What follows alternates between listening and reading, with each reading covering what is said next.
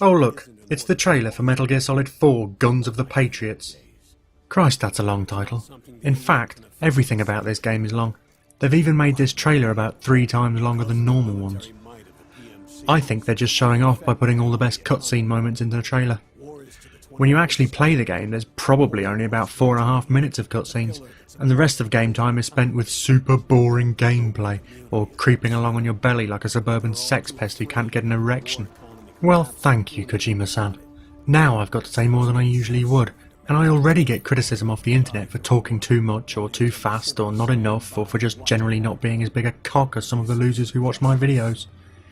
We can't all be geniuses in the writing department, you know. Some of us actually have deadlines. Anyway, what was I doing? Oh right, the Metal Gear Solid 4 trailer, yeah.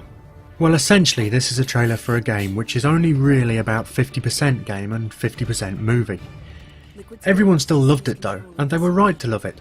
It was shitting brilliant, and anyone who says differently is an Xbox fanboy or an idiot, or someone who wishes they hadn't simplified the stealth mechanic to the point where my idiot dog was capable of evading half the Russian army, or whoever it is you're evading.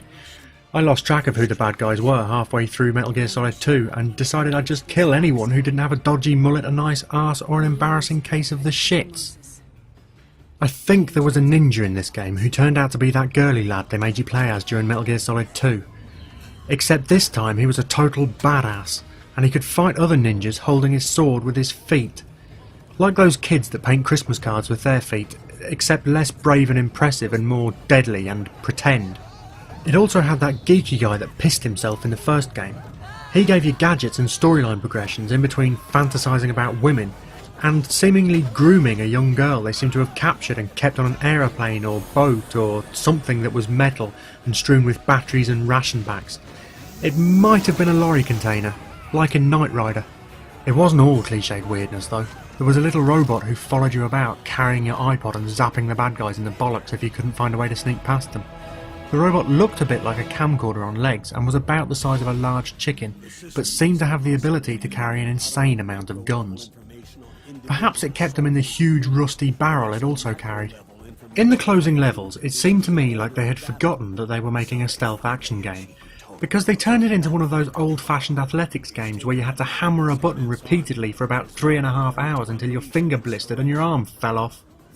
No sooner had you won the 1,000-metre microwave crawl than they forgot that they'd started making that athletics game and decided to make an old-school side-on fighting game in which you had to beat yourself up, and no matter how well you did it, it just got harder and changed the rules.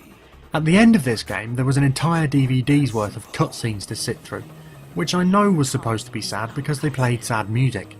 To be honest though, by the time the end had come, I was so confused that I didn't know if I had played the game or the bloody game had played me.